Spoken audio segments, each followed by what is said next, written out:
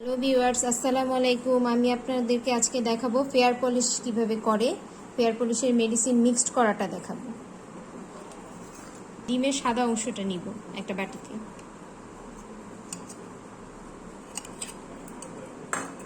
তারপর নিব মধু 1 চামচ।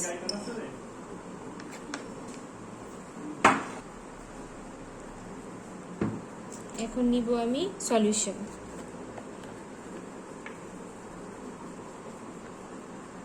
সলিউশন প্রায় 2 চামচ নিব। ফেয়ার পলিশের মেন মেডিসিন ব্লন্ডারে যে সল্টটা থাকে ওই সল্টটা নিব এখন। এটা হচ্ছে হাতে পায়ে মুখে করার জন্য, তাই 2 চামচ নিব। সল্টটা মাপ মতো দিতে হয়, বেশি দিলে স্কিনের ক্ষতি হয়।